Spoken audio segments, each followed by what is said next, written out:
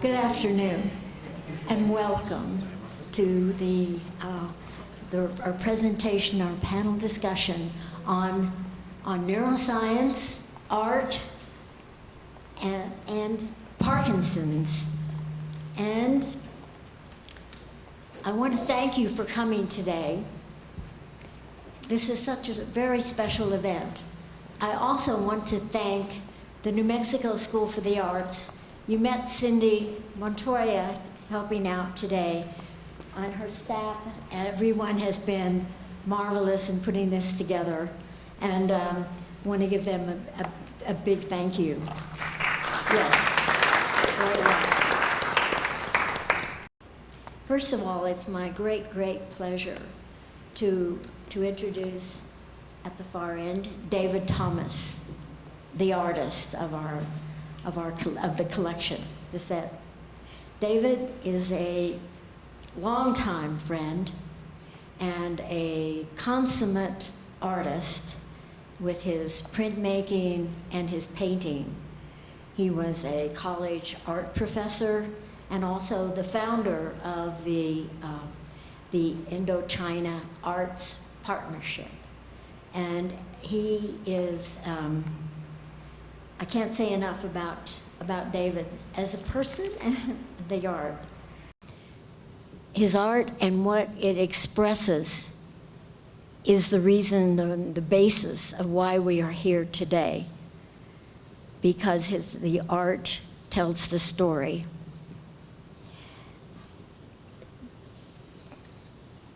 Our next panelist is Dr. David Rose. Dr. David Rose is a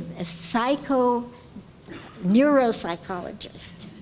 I didn't mean a psychoneuropsychologist. It's also true. Yes, I had to read that, neuropsychologist and an educator. Over 30 years at Harvard. He is newly retired, and he is, during his long career, he helped develop the universal design for learning.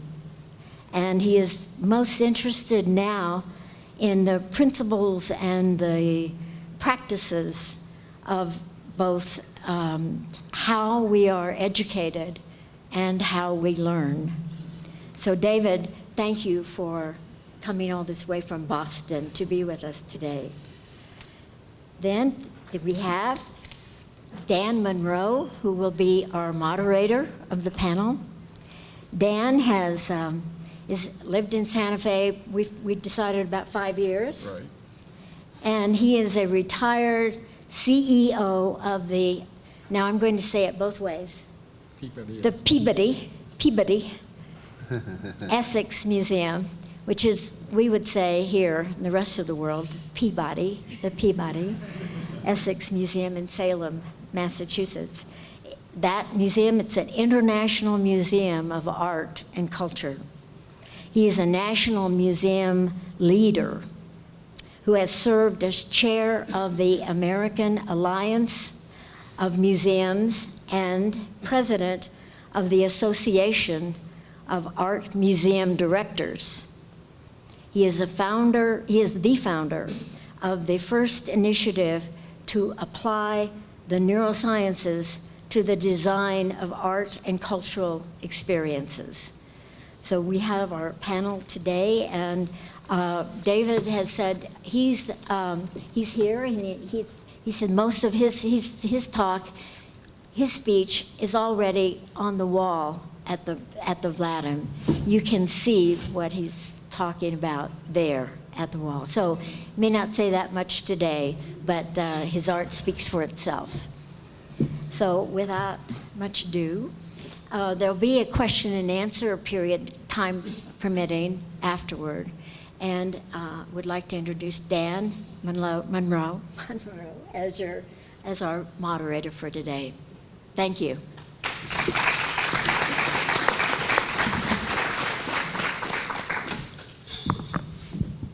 Thank you, Deanne, and it's a delight to see all of you here this afternoon. Thank you for joining us.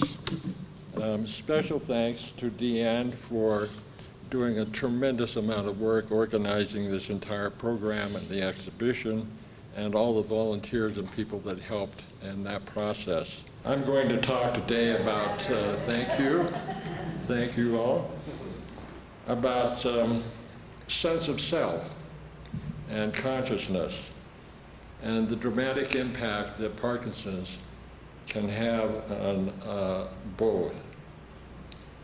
All of us have an experience and a pervasive sense of self and an identity that is made up of highly complex and integrated array of sensory information, ideas, memories, emotions, physical states, and these combined determine who we are and who we believe ourselves to be. We recognize that our sense of self changes over time, and in response to shifts in bodily functions, experiences, ideas, values, social and cultural contexts, relationships, and beliefs. We also understand that there are two basic fundamental states of sense of self, conscious and unconscious. And in fact, most people share a set of ideas, a set of common sense ideas about sense, about self, perception, and consciousness. And among these are the following. We are consciously aware of most of what's happening around us in the world. There's a strong correlation between what we perceive and what actually exists. We tend to believe that what we perceive to be true is generally accurate. We consciously make most decisions in our lives and have free will in doing so. And we're generally self-aware of our own behavior. It might be surprising to learn that each of these beliefs is largely wrong. The belief that we are consciously aware of what's happening in the world around us is woefully mistaken. Our brains filter out vast amounts of information, and only a tiny portion of this information reaches consciousness. Our brains process about 11 million bits of information per second through our senses. And of course, we're completely unaware of that process as it occurs. We can consciously process about 50 bits of information per second. So in terms of the ratio of information processed by our brains every second from the external world relative to the information which we're consciously aware of, the ratio is 11 million to 50. So the information we're aware of is essentially about 4.5 millionths of a percent of what our brains are doing every second. Moreover, our senses, while they're amazing, are seriously limited. For example, we can only see about 1/30,000th of the electromagnetic spectrum, and we're subject to many sensory illusions and misperceptions. Also, most of us are surprised to learn that everyone is blind in each eye. There is a portion of vision for each eye, about 12%, which would be equivalent to holding the quarter out in front of you. That would be about the amount of space in which you're blind in each eye. And we're completely unaware of that. All of us, if we have normal vision, see a continuous presentation of what is in front of us. The question is, how can that be? And the answer is interesting, because our brains sample the areas around these blind spots, which are created by the fact that there are no receptors where our optic nerve connects to the eyeball. So the brain samples around these blind spots and fills in those blind spots. So a portion of what you're seeing out there actually does not exist, except in the periphery around the blind spot. These are only a few of the examples of the fact that the world we experience and external reality are very different things. Our brains evolved essentially to adapt to an environment in which we lived as a species most of our time as hunters and gatherers. And of course, that environment no longer exists. Our brains are not well adapted to living in the technological, cultural, and social environment in which we live today. And this accounts for a number of the kinds of problems that we face, among them obesity, loneliness, anxiety, and difficulty dealing with long-range issues like climate change. Our tendency to believe what we perceive is exactly what we perceive to be is exactly the reverse of what we in fact do. We actually perceive what we believe. So the culture in which we were raised and other ideas and values that we've experienced in many ways determine literally what we see and experience in terms of our senses. In addition, our capability to accurately report events we perceive is subject to really serious limitations. This obviously has an impact on the justice system that we use because eyewitness testimony is highly subjective and often riddled with errors. We believe that most of the decisions we make are decisions we make consciously. And in fact, most of the decisions we make are decisions we make unconsciously. They range from most of the purchases we make, the ways we relate to people, most of the routine activities we do, and the choices we make regarding the people we love, that we're attracted to or not attracted to. Those decisions are made very, very quickly, which is a good thing because, going back to conscious awareness, if we were trying to make decisions consciously, we would not be able to survive. It's just conscious processing is just too slow, 50 bits per second. And in addition, we can actually only focus on one thing at a time. Interestingly, part of our brain is actually dedicated to making up rationalizations for the decisions we make.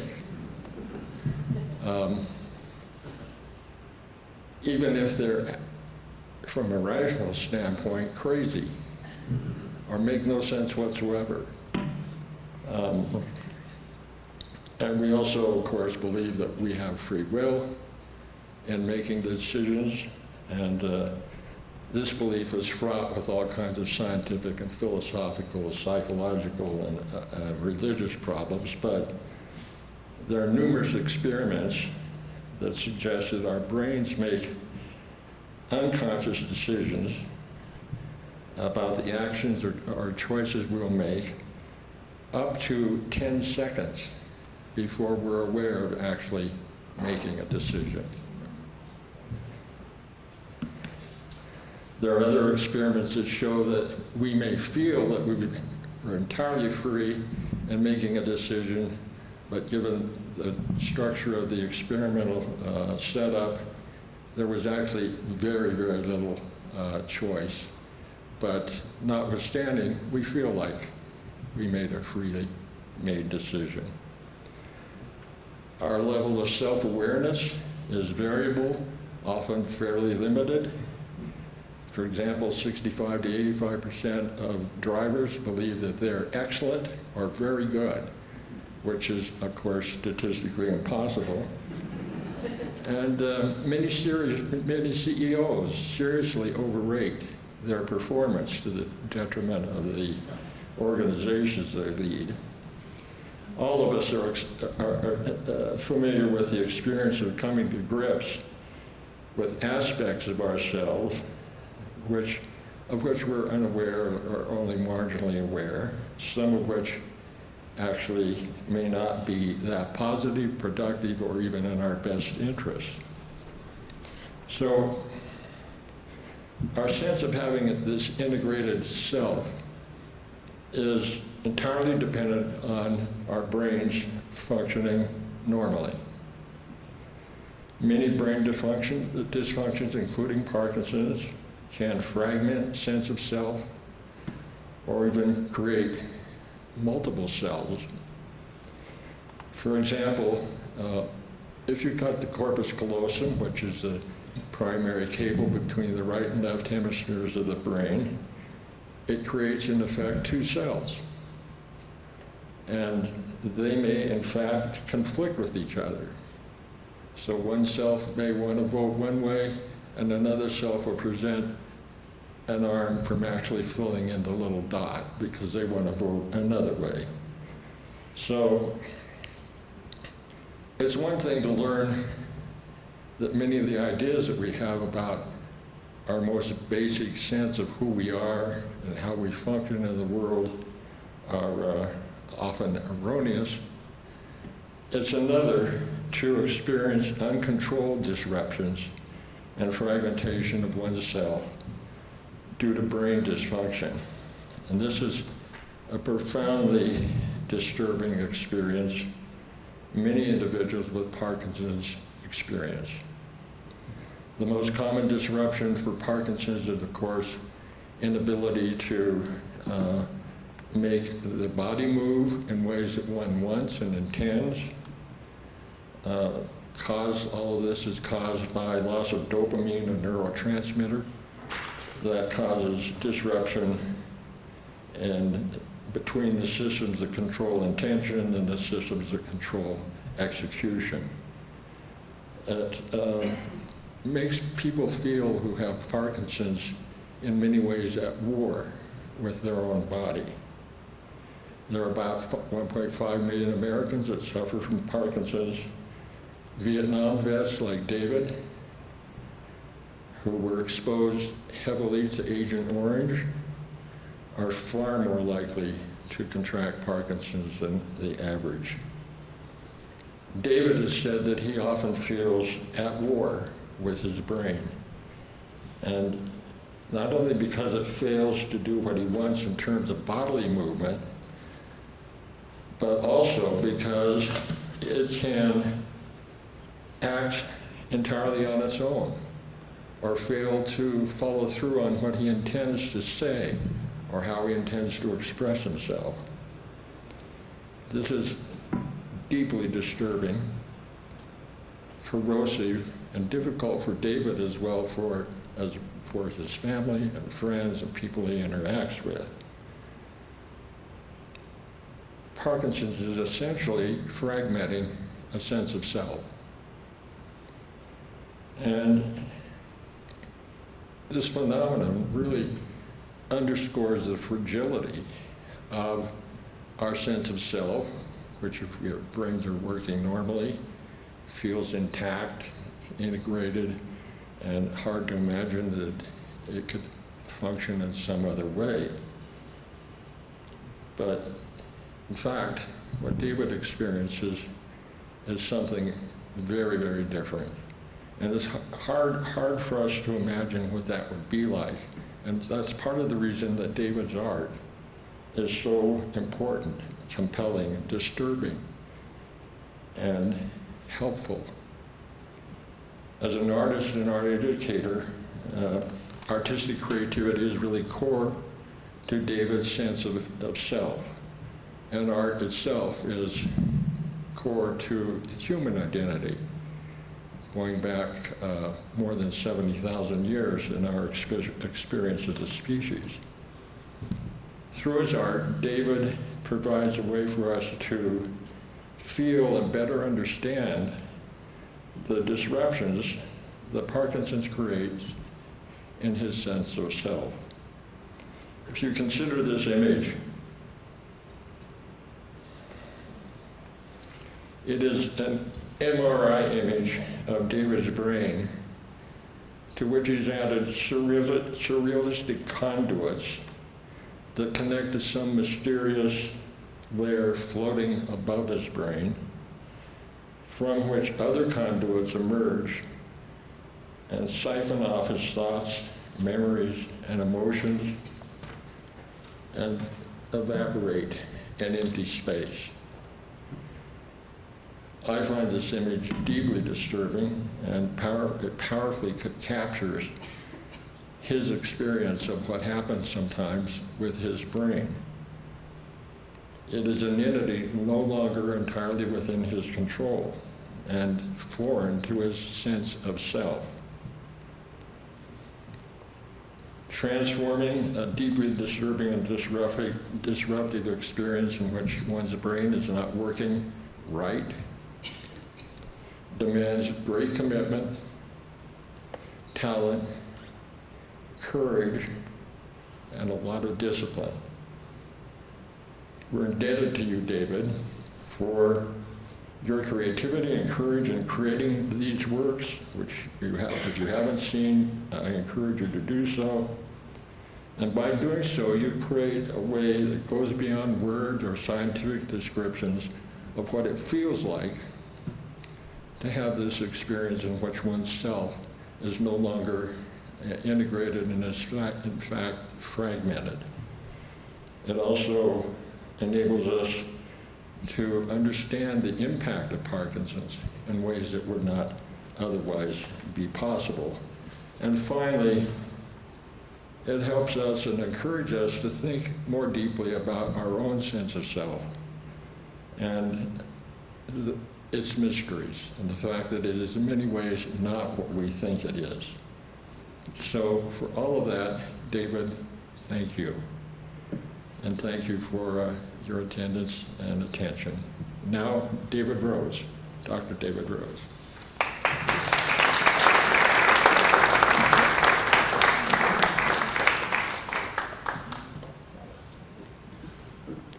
Just going to take a moment to attach my computer, and we'll be dimming some lights because I'd like to show some slides. But first I want to justify why I'm here. I am not an artist, and in fact I only got C- in the introductory art history course when I was in college. So I'm no art expert either in making it or even analyzing it.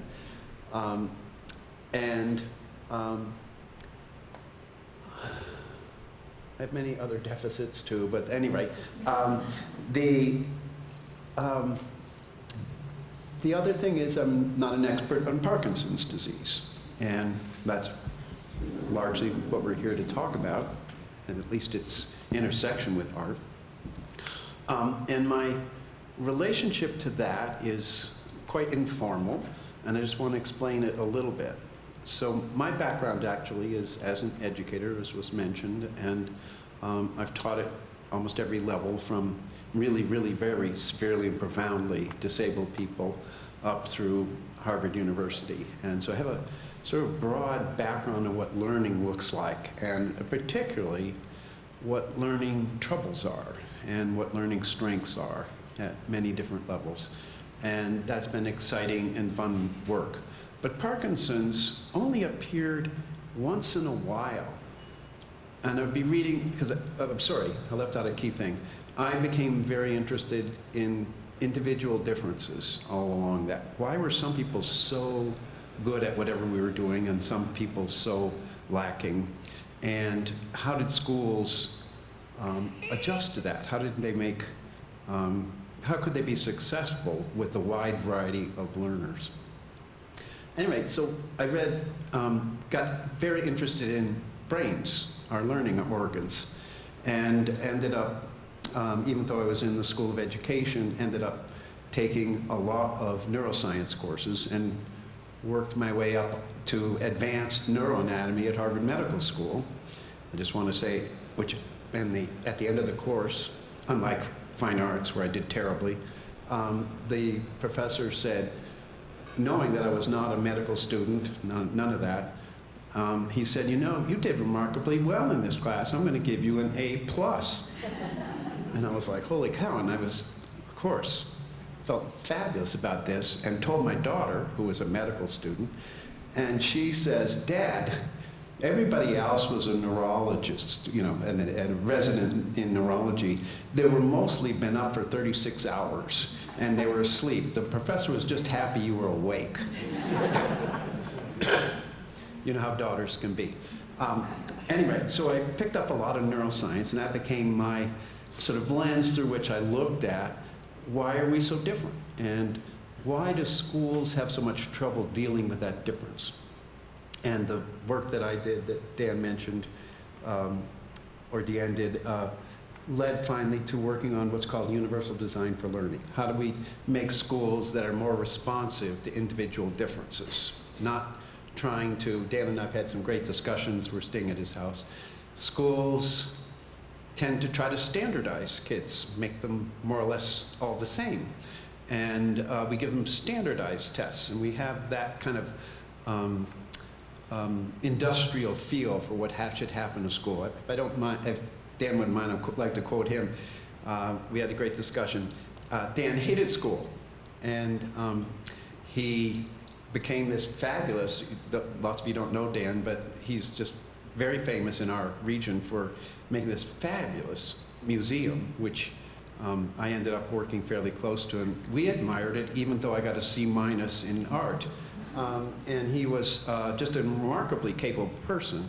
And the fact that school is awful for him is what some of you, I'm sure, in the audience already know, but happens a lot. So schools need fixing. And our work is called Universal Design for Learning. How do we, you know what universal design is, how do we make buildings that everybody can use? So we don't make everybody go upstairs when some people can't actually use stairs. And we make sure that there's a way for everybody to get in. And Universal Design for Learning does the same. It says, how do we design learning environments? How do we design the lessons and the activities kids do so that everybody can get in and everybody can succeed? And it means they have to be somewhat flexible and different, that we can't do everything the same way because people aren't the same. People can be blind, people can be deaf, people can have physical disabilities, people can have ADD, like Dan, and et cetera, dyslexic, millions of things.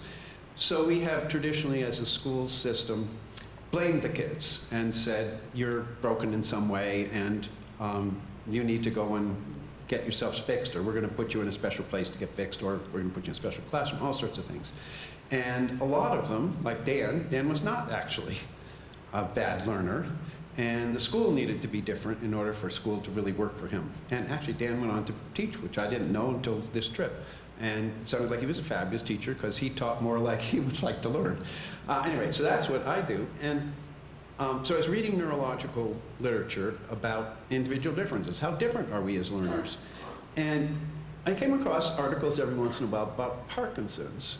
And in particular, the notation of a surge of creativity, of artistic expression among people who had Parkinson's.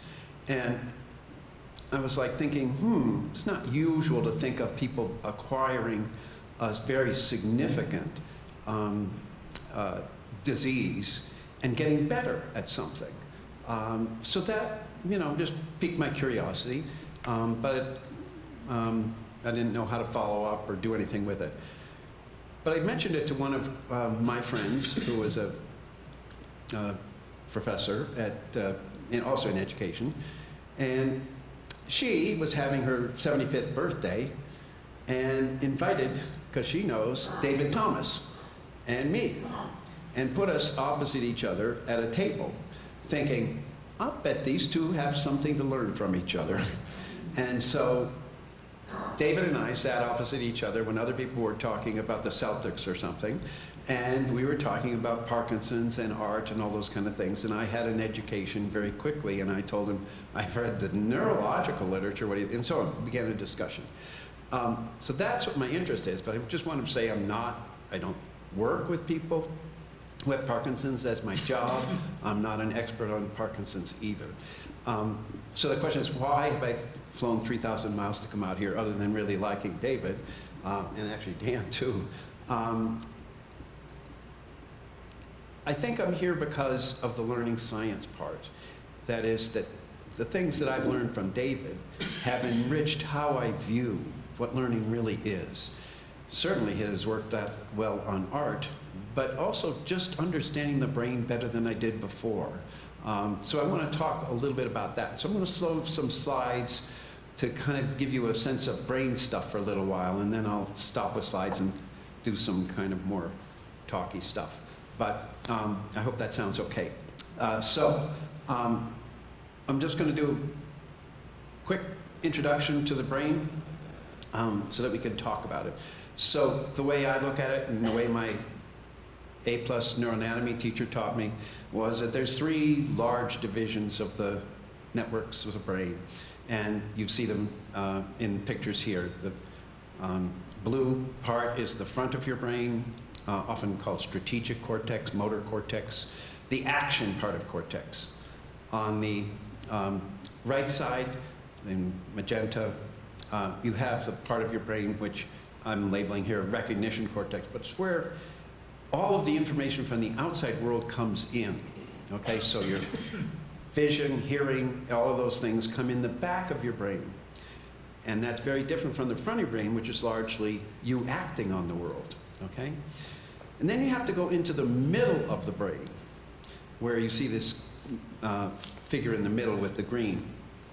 In the middle of your brain is all about evaluating what's important, okay? And we use words like motivation, emotion, things like that, about things that tag things, not as it's a balloon or it's a dog, but I like that balloon, and I'm afraid of that dog, and etc. So this, what I've colored in green here, in the middle of your brain, where it should be, if it's really important, is the parts of your brain that are evaluating priorities, what things should you run away from, which things should you fall in love with, what things should you eat more of, what should you do to stop eating that much, etc. Those values are what's in this middle of your brain. You don't see it on the outside edge. I like to think it's in the middle of your brain because it's the most important part of your brain, and it's less likely to get damaged than the outside part. It's okay. Anyway, I won't go on with that. So let me just look at how that relates to art. So when you're looking at a piece of art, back part of your brain, visual cortex in particular, lights up. And by lighting up, you probably all know this, but neurons start firing like crazy, and they take up oxygen, and they take up sugar, and for the energy, they're big suck on energy. And so we have all kinds of devices now where we say, look at the brain and say, where is the energy? What's taking up a lot of energy? So I'll be showing some slides that show that. So just think of that, the white hot means the brain's saying, firing a lot and saying, I gotta have more glucose, gotta have more sugar because there's action here, more oxygen too. So anyway, that's what the medical devices use. So when you look at a piece of art, back part of your cortex, visual cortex, lights up. Process this. Oh, there's work to do to here to see what that is. The front part of your brain actually is doing more work than people thought. It's the motor part, so it certainly drives your ability to move up to a piece of art and to scan it and do motor acts around it. But it's deeper than that. In fact, what people found more recently is that your motor cortex actually mirrors what's happening if there's movement in the painting, for example. So I have a standard painting here with movement in it, and the front part of your brain is a part of recognizing what's going on here. And as you've probably heard, mirror neurons are imaging, you're imagining the movement itself. And we see it motor cortex lighting up, not just visual cortex, but motor cortex is lighting up to say, I know what that movement is. okay? I know how to interpret that image because I know that movement, okay? So a different part of your brain lights up. And then the part that I'm really here to talk about was that neither of those really go to the center of what art is. And only in the last couple of decades did neuroscientists discover when you called it art, or specifically when you said it was beautiful, it's that middle part of the brain. And right here I'm showing you the image of the first studies that showed what lights up like crazy when people said, that's beautiful. Again, they just showed them in art, different kinds, and when they said, that's beautiful, what you see there in yellow is what lights up. Notice it's not visual cortex that's lighting up, say it's beautiful. It's not frontal cortex to say it's beautiful. It's this emotional central region that says it's beautiful because I feel the emotion, a very positive emotion, like the others that we have. And people discovered after finding that revolution, by the way, that was a huge thing when it happened. Everybody was like, where is that? Why is that part of the brain lighting up when you say something's beautiful? It felt like it should be in visual cortex. Anyway, and then people said, what about other art? And this is music and art. Same part of the brain lights up to say, that was a beautiful Beethoven sonata. And people have gone further since then. And they've looked at, when you say, that was a beautiful cheeseburger, or what a great smell, or whatever. If you think it's beautiful, a piece of art, excuse the expression, those same areas in the middle of your brain, in the front part of your brain, were lighting up like crazy, okay? And that was a major turning point in neuroscience to sort of realizing, you are interpreting with this affective, emotional part of your brain, and the beauty comes there, not from vision or not from action. Okay. I hope I'll make sense of why that's worth talking about soon. When an artist creates art, though, what part of the brain do they use? That was sort of when you look at art, for example, or listen to music. And this came a little bit later, but there's a famous local artist, poster here. When an artist creates a work of art, what part of the brain lights up that action? I'm not going to go through that whole thing again, but if you can see that image, you'll see that same part of the brain lights up again. That is, when you're taking action to create art, it's that emotional cortex near the front that lights up again. And artists are painting with emotion. They want to say something, but it's not just boring information, or they're not description. They want to connect with other people and make meaning and make a connection that has what we would call art, that may be beautiful, or as Dan showed, that might be something frightening too. But that emotional meaning is what an artist really wants to do. And if they're just a graphic designer and they want to make textbooks on how to put together faucets, it's not the same kind of thing. But an artist is looking to create that emotion, and as I like to say, there's actually a conversation that happens between the two. For those of you that care about this, this is ventromedial and orbital frontal cortex, but don't worry about that. The artist's orbital frontal cortex is literally talking to the audience's orbital frontal cortex or ventromedial cortex. That is, when we look at it, we see this mirroring.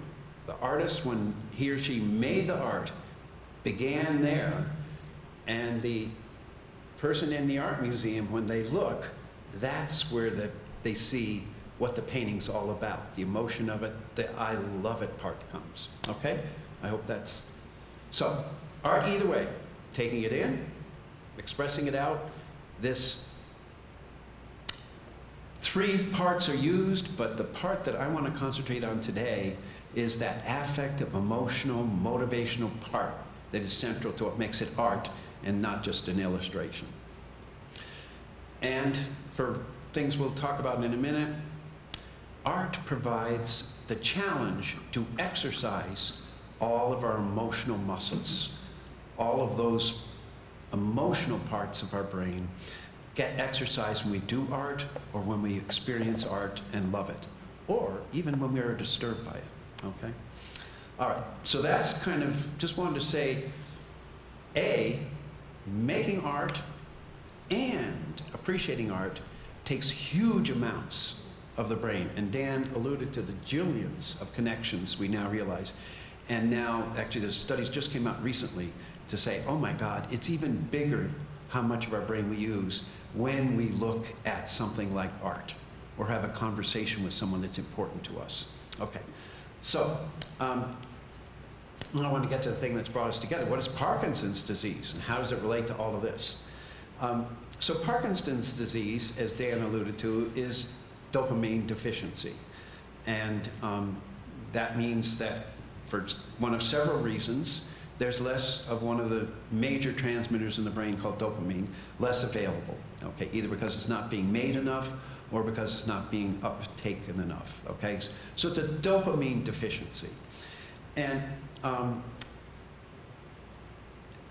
Parkinson's is misunderstood because I think people haven't been told enough about how the brain works, or haven't met enough people with Parkinson's to get the full richness of this. So I want to do that for just about a minute. How am I doing? Terrible.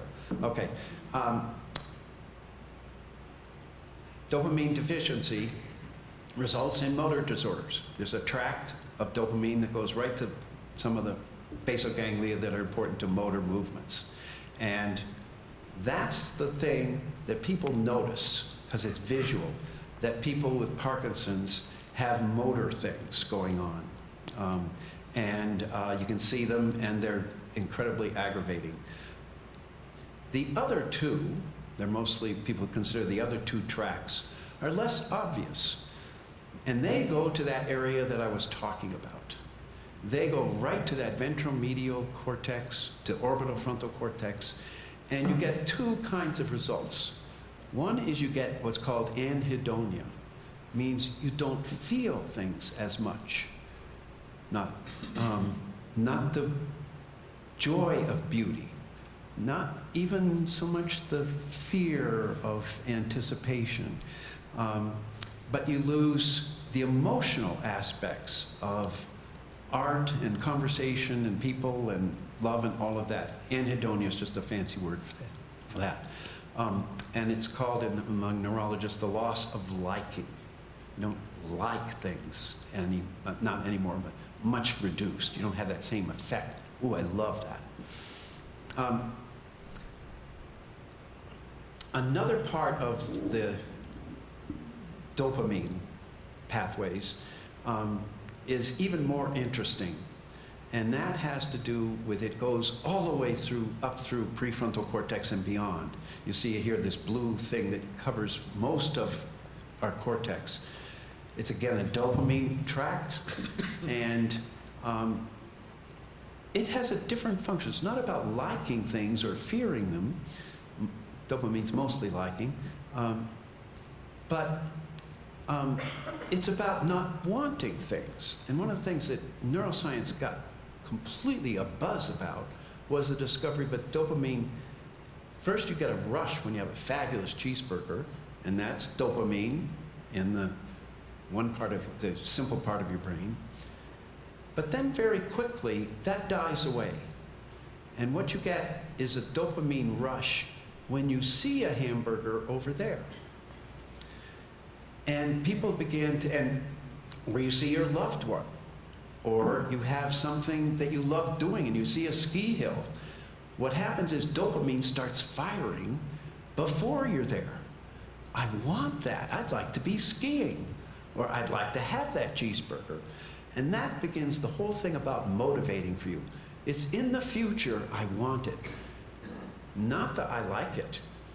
I want it. And that future orientation is what's critical to understanding what we're going to talk about, okay?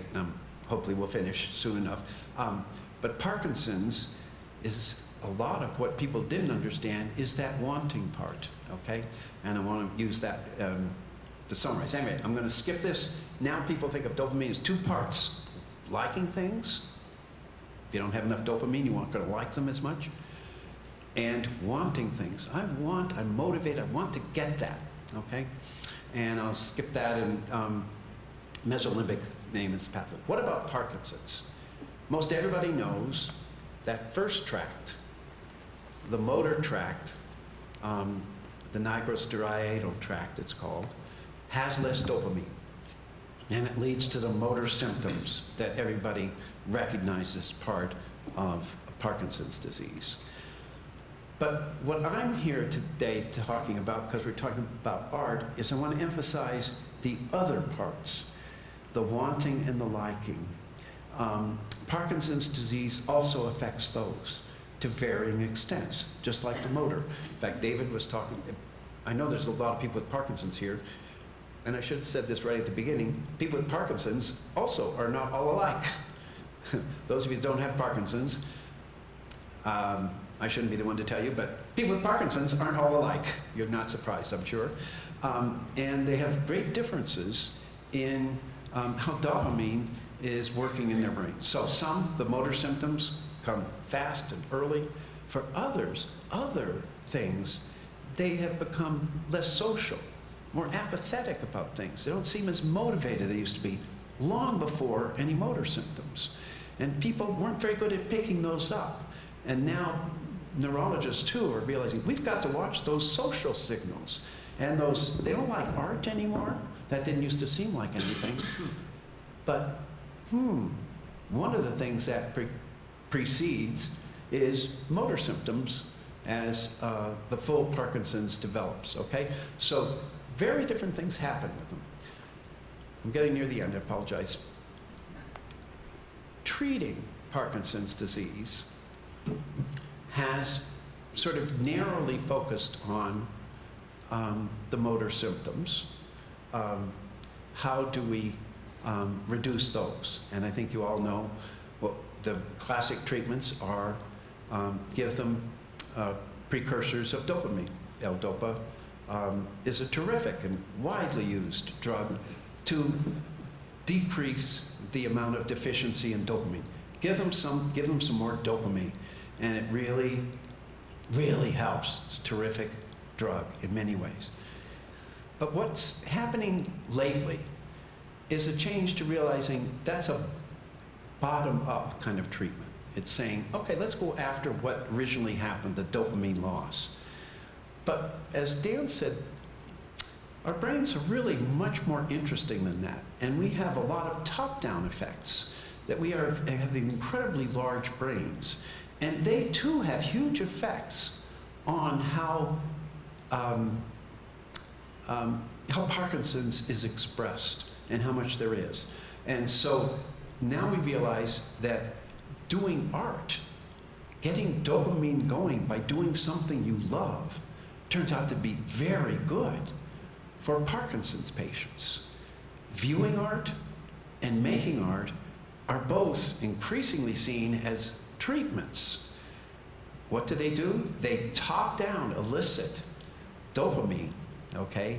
And they are part of treatments now. So it's not only that we treat the motor symptoms, which we need to treat, but that we also begin to treat the other kinds of symptoms by looking at things like art. And I think you all know, and I think there are people here who do dance therapies, who do boxing, looking at how do we create a higher order sense of purpose for the individual so that they can use what dopamine tracks they have, supplemented by L-Dopa, to do things, not to be passive, but to find things they love, whether it's boxing or dancing or art, because that is incredibly therapeutic.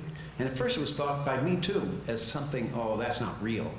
And I just want to be clear, it's real. There's plenty of evidence now that making those interventions from dance to art and so on is really helpful in being able to manage Parkinson's symptoms.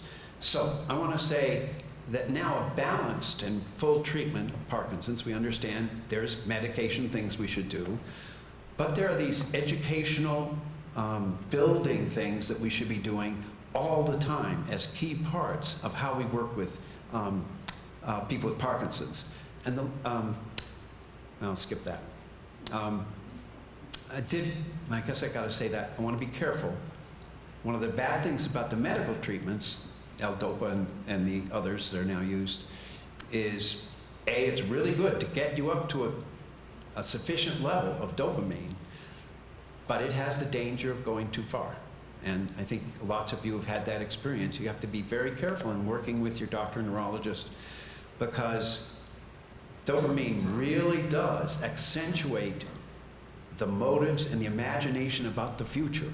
And the more dopamine, the more you want to be imagining a future and planning for it and being excited about it. And you can begin to, what in AI we would call hallucinate. You start to have too much imagination. A little bit of imagination is great for an artist. Too much imagination, and we have serious mental illnesses and schizophrenia and so on and so forth. So getting the right balance, enough dopamine, not too much, is a critical thing for medical people to do. And that can happen in art. When I was studying this, here's a woman who got a little too much dopamine, and she became an artist. She hadn't been an artist, but she started painting everything. So her whole house became a canvas, and not everybody loved it. But anyway, when she was doing her art, whether it was on the stove or the refrigerator, she felt, I don't need as much dopamine. And now I've met many people with Parkinson's. One woman I met who is just fabulous as a piano player, who says just very simply, when I'm playing my piano seriously, I don't need my L-Dopa. We don't recommend that. But in any case, she knows that that too is a huge treatment. And she plays her piano 8 hours a day because it actually makes her feel great. She's a terrific pianist, and she takes less. And her neurologist was good enough to say, we need less L-Dopa. That piano playing is working for you. So anyway, those are good things. And last thing is about preventing it. And I just wanted a book came out last week that I thought I would just make sure you've seen. It's called The Parkinson's Plan by a couple people who have long histories in the Parkinson's field.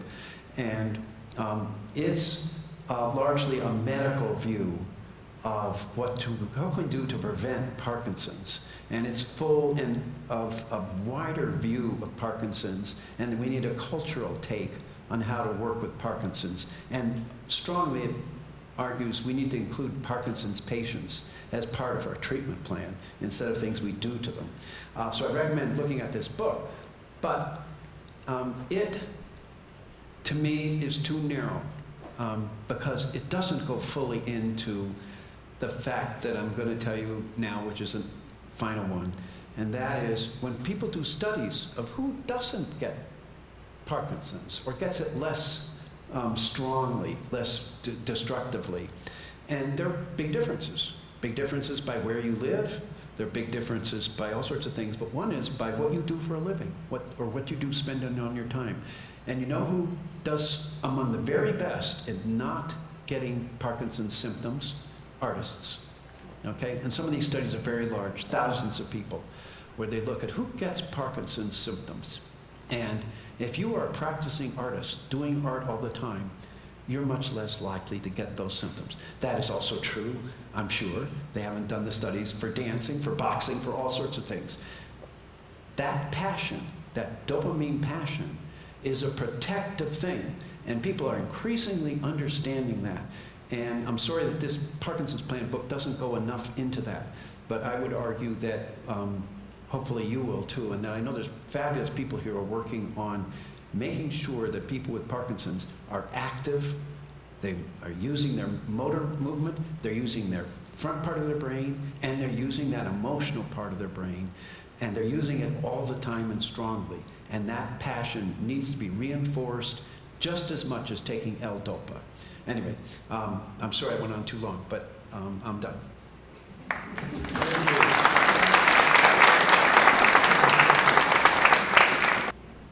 I could add a little bit to David's last statement. When I go to my studio, which I do every day, and I spend anywhere from a couple of hours to 10 or 12 hours. When I am in the studio, I often forget my dopamine, and I don't feel that I've missed anything. So something has replaced the dopamine, and it's the excitement of making art. I totally agree with his thesis. And I want to say, David told me that. And so when I read the evidence, I was looking for that. And there's plenty of evidence. You need to exercise your dopamine tracks, and that includes the motor tracks, and there are people here who do that, and boy, we need it. And you need to exercise your emotional tracks and your thinking ahead tracks. They all need exercise. Passivity, feeling a victim, is not good for your brain, with or without Parkinson's disease. Yes.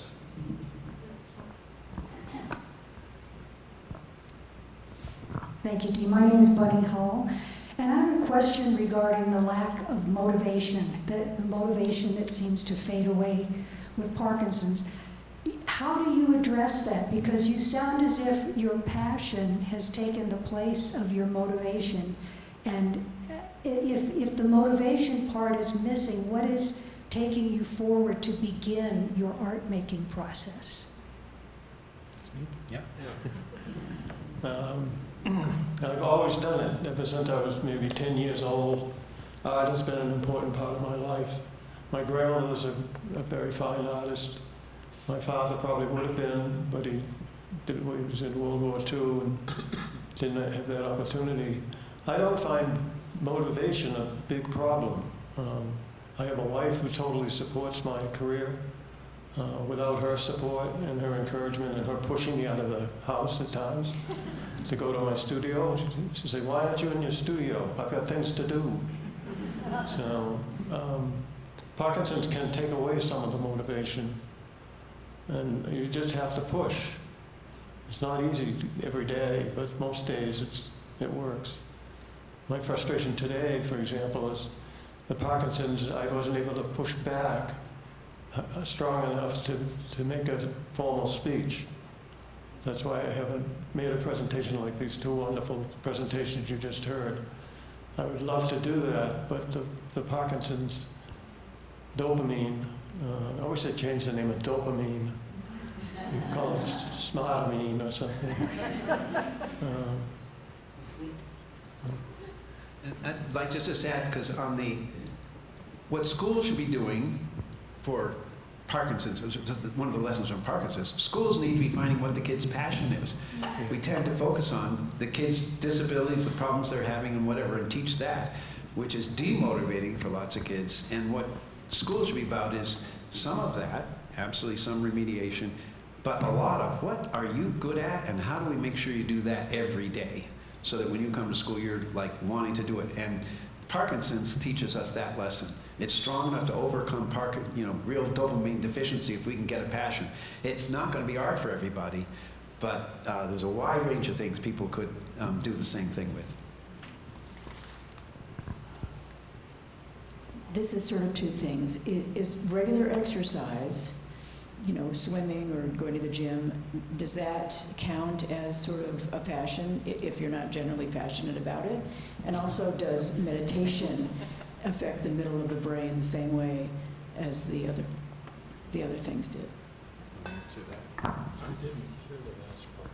Oh, can you just restate the last part, I think?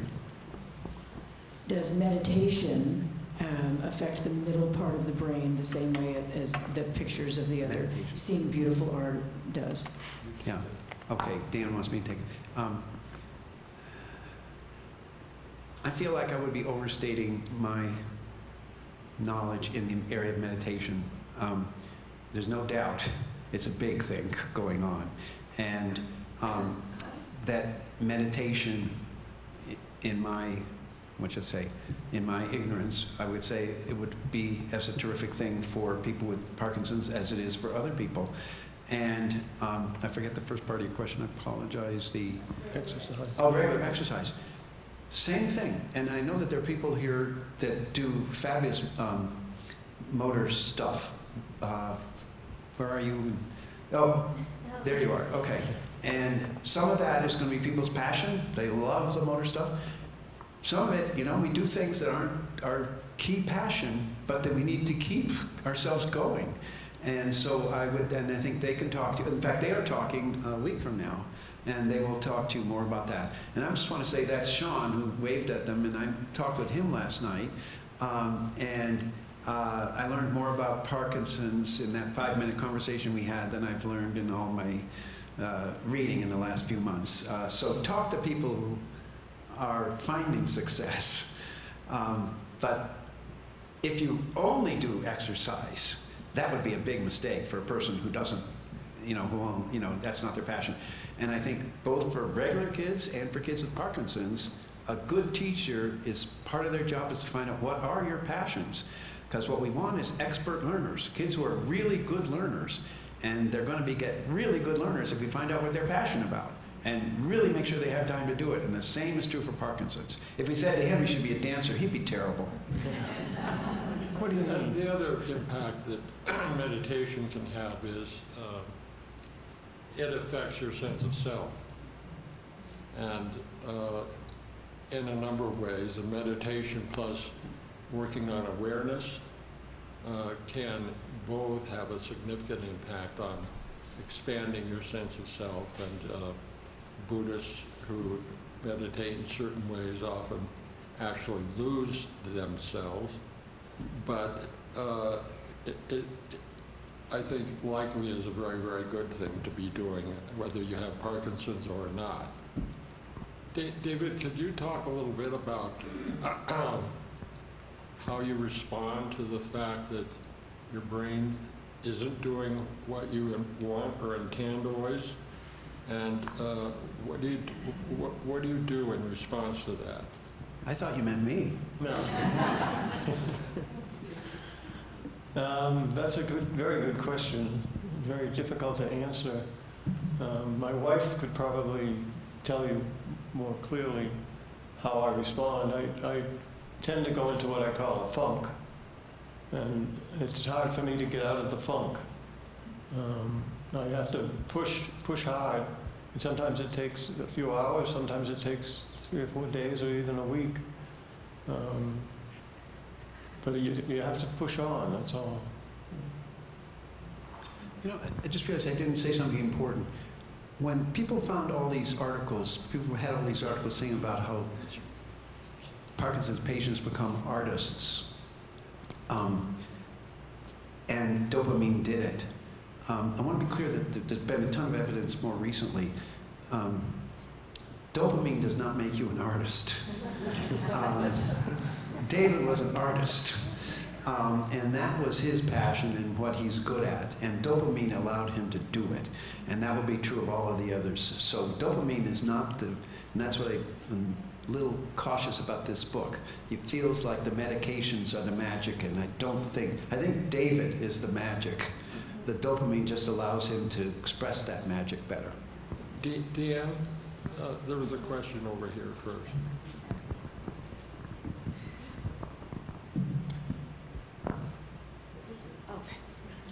It's kind of not really a question, just multi-part things that are going through my mind. Firstly, about I think I've been really interested in internal family systems now, understanding ourselves as parts, and that let's say somebody with dissociative identities, or that's more the the full fragmentation of selves. But when I started to explore this, I think that we have this teaching that there's a mono-self is really detrimental to all of us, actually. So this is kind of first about, this idea of looking at these selves that we have that have been fragmented, right? And then learning as our current self to navigate the past selves that aren't fully formed and are still actually functioning at different levels. And then this goes to the educational component, because I believe that this needs to be taught earlier in schools, just that we're not a mono-self, and that will allow for more contradictions with it. And I think we've totally lost this, also as it relates to civil discourse. And I think this also links to why we're in a position that we are in the state of the country. Anyway, and then it goes to sort of education, because I love this idea of like how do you educate, how do you teach people that I also didn't love school. I did well because I thought I had to, but I didn't like school. I have a graduate degree, went back for an MFA, or currently, but I don't like school. But how would we have a way to teach people from a young age to bring forth their natural talents and in something that is a system? I can't understand how that would be. And then the third part of that question is, what do you think of the implication of AI, both related to the self, to creativity, and to education? Because to me, like earlier on, like a year or two ago, I thought that if we can use AI responsibly and to take on sort of more mundane tasks, this would allow individual selves to focus more on what they're actually here to do. Structurally, in terms of economically, I don't know how that would work, but that's just sort of, so I'm just kind of curious your thoughts on the self, education, and AI, and creativity as it links to that. I'll answer briefly and then turn it over to you, David. I mean, first of all, we all have multiple selves. And we have a professional self, and that may be actually quite different than the self we operate with when we're at home or in a very different context. And obviously our selves change, and we can, in fact, do things to, and we have all experiences to varying degrees, to change ourselves, to consciously set about, to change some of our behaviors, for example, that are not necessarily perhaps that productive or positive, or to amplify things that we're actually good at and to even become better. So there are multiple selves. They're all, if your brain's operating normally, they're all integrated. But in fact, it's not just a matter of this single uniform identity. With regard to learning, and David would comment, Rose on this more extensively, but I believe that the most successful education, public education system in the world is in Finland.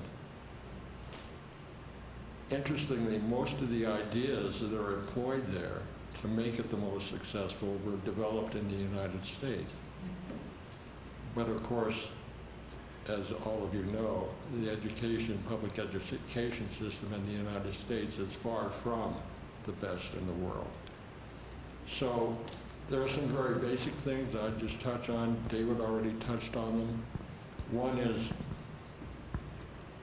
to be successful educating, you have to allow students to have some freedom. Learning isn't about how much content you can shove in your brain, it's about learning how to learn and enjoying that process. And so you have to deal with whatever the passion is individual students have and give them the opportunity to explore and develop those. Those are the two very basic things I think that would enhance learning. And with regard to AI, and David I know will talk about this, there are huge opportunities for AI to assist in learning, as well as in the context of a school, but also in a personal context, I think, because you can have access to information that's more highly integrated than just Googling it through AI. And I'm sure many of you have become practiced in using AI for that purpose. On the flip side of that, there are huge threats and potential damage that AI can cause. How those two balance out in the future remains to be seen, but it's unquestionably the most powerful technology humans have ever invented. David? Yeah, you asked a couple of great questions, and I know that people have other lives to go to. And I guess I'd like to start with the last one, the AI, because I have to say I was a slow pickup on AI. I'm not into technology in spite of working in it. It took me a while. I have become a convert, so I do want to say something about it. Because AI can be used terribly, and Dan and I have been conversing about that this week, and there's awful things that can happen. It's full of incredible biases and just, et cetera. But I like that people are starting to use the word, at least in my field, when you're talking about kids with disabilities, assistive intelligence rather than artificial intelligence. There's actually nothing artificial about it. Assistive intelligence is a sort of more positive thing, sort of like, oh, you mean more like a wheelchair or more like a braille device, you know, an assistive intelligence. And I want to be clear, by that I mean assistive to the teacher as well as to the students. And AI can do some incredibly labor-saving things for teachers, and I've become convinced of that by working with a lot of teachers and reading and so on with them. And for students, what AI can do is a lot of stupid things that are wasting people's times, and that are the things that made him unhappy in school. I bet you were unhappy in school too. Were you unhappy in school? So you have 3 people who were unhappy in school talking about school. It's pretty funny. Anyway, AI can do a lot of the things that we, you know, giving kids all the same spelling test just is ensures that some kids are going to always get bad grades, some kids are always going to get good grades, and what's the point of all of this? Whereas AI can just say, you know what, let's work on the words that you're having trouble with, because I'm watching you write all the time. Here's some words to practice on, and let's see how you make progress on that, and so on. Millions of things you can do that are smarter than that just popped up. So I've become an advocate, and I have to say, Universal Design for Learning, what the shtick that I'm into, has been sort of incredibly elevated by the AI world, because AI is looking for how do we make ourselves positive in the schools, and they realize that individualizing, that is, a teacher with 20 students can't individualize. It's just not possible. And a textbook is one thing for 25 people, and it's just not individualized. Whereas AI can say, you're reading at a 4th grade level. Let's start you reading about biology at the, you know, at the level that's right for you.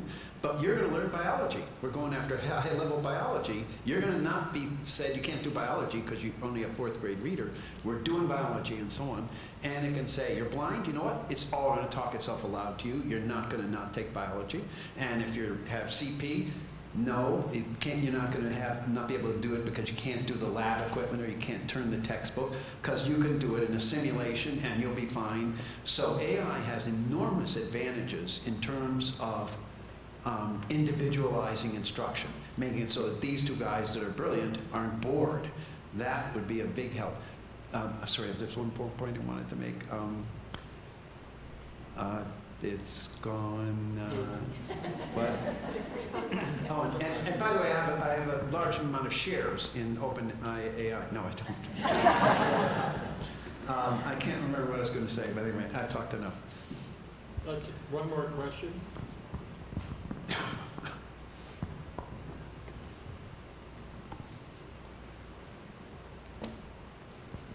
My name is Jim Walker, and like you, I'm a Vietnam vet. We're there about the same time. I was a member of the New Mexico Air National Guard. The 320 of us went to Vietnam in '68 and '69. I guess what I'm saying is that if you know somebody or you have Parkinson's and you haven't, it's really sad that you have to do this yourself. But if you come to, because now that I'm living here, I'm a member of the Rocksteady Boxing Punch Out Parkinson's. So in the 360 program, those organizations are here to help you and make sure you take advantage of that. So, thank you. Just because I remember what I wanted to say, and I think it's important, and that is, if we use AI smartly in any of the things, including what you were talking about, then the teachers and clinicians can focus on the things that only they can do, which is how do we give kids good values? How do we teach kids to really become expert learners? How do we teach them how to be motivating themselves and all of those things, human things? So that's why I love it's the humanity of David that makes this story. And so using AI to do the things that machines can do should free up teachers to do the things that humans can and should do, and we frankly need more of that. more values, more connectivity, more community, and teachers should be hired because they're good at that. These machines can teach them algebraic equations. Sorry. So, thank you all very much for coming out this afternoon. I hope you've enjoyed it. Special thanks again to David and to Deanne. And please do take time to go over and see the exhibition if you have not done so. And we'll see you here Saturday at 3 p.m. for the art and movement. Thank you.